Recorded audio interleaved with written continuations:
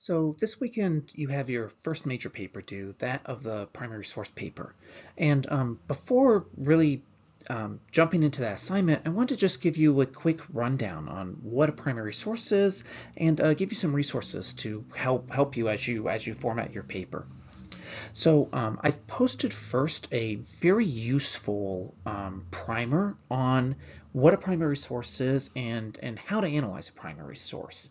And you can find it in the Unit 2 module and just read the prologue section on primary sources. I think it'll be very helpful for you.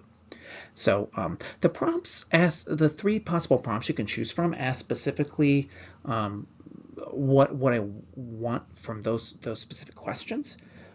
However, you can also choose your own primary source from the American Yap documents. Um, Now, so first, I want you to be able to understand what a primary source is. So, a primary source is a document or something or some form of media that is produced um, by a person at their own historical time. So, for instance, if you were to look at a newspaper article talking about, say, President Biden's new budget, that would be a primary source on what people at the time were thinking about um, President Biden's new budget, right? However, if you were to read a book about the budgetary policies of the Reagan administration in the 1980s that was produced in, say, 1995, that's a secondary source because it's not a document produced at the time that actually tells us what was happening at that specific time. And this can actually be a little bit complicated sometimes because sometimes some sources can be both a primary and a secondary source. So, for instance, if I'm looking at an American history book produced by one of the first American historians, Bancroft, in say 1860, and Bancroft is talking about what happened during the American Revolution in this book, that for me, that's a secondary source about the history of the American Revolution, right? Bancroft wasn't there to find out what was actually happening in the American Revolution. He's writing in 1860. But if I'm doing a history on what American historians think of the Revolutionary War um, in the 1800s, that history by Bancroft is now a primary source for me on what American historians thought, right? So it's a matter of perspective as to what a primary and a secondary source is. But the sort of simple way to think about it is a primary source is something produced at the time by participants in a specific historical place or time. Now, when you're analyzing a primary source, I want you to go through three different things. First, I want you to try to find out that identifying information about the source. And that's really asking yourself very basic questions.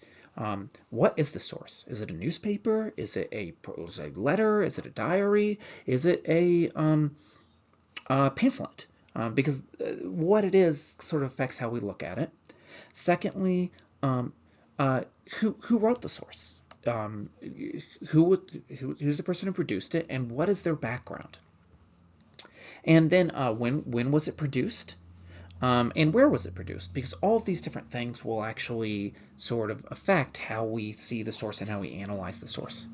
Secondly, I want you to look at these sources with looking at what is the bias or the perspective of the person writing it, right?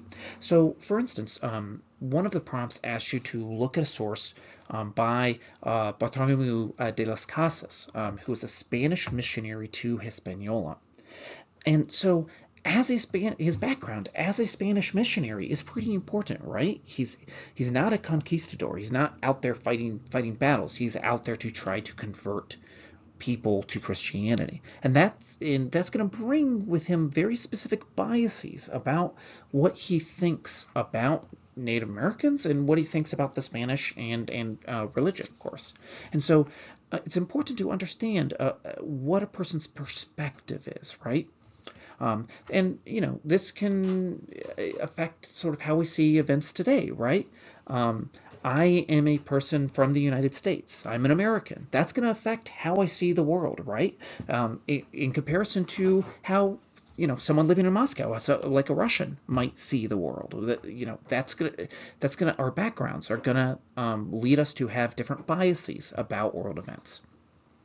And then lastly, when looking at a primary source, I want you to figure out what's the significance of this source. Why do we care, right? Because some sources are simply more important to others than others. It can tell us a lot more than others, right? So like a sort of very simple diary kept by a farmer in Massachusetts that just lists the goods he bought for that in that day might tell us some very important things about economic history, but it's probably not going to tell us some important things about like American politics, right? However, the Federalist Papers, which were a set of papers produced by Alexander Hamilton and James Madison supporting the ratification of the Constitution, that's going to be a pretty significant source because it not only details what these sort of very important political figures thought about the Constitution, but also the arguments that they're making to try to convince other people to support the Constitution. So what's the significance of this source? Why should we care?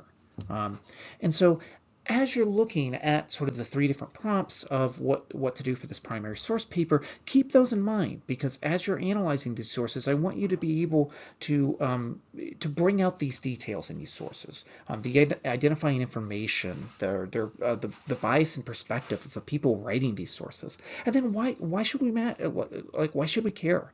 Why is this source important for understanding early American history? So I hope this helped. Again, I'll be available at my office hours on Thursday from 5 to 7. So if you have any questions about the assignment, come by. And if you can't make those, I'm always reachable by email and can always set up another meeting. So let me know if you have any questions, and I look forward to seeing what you produce. Thank you very much.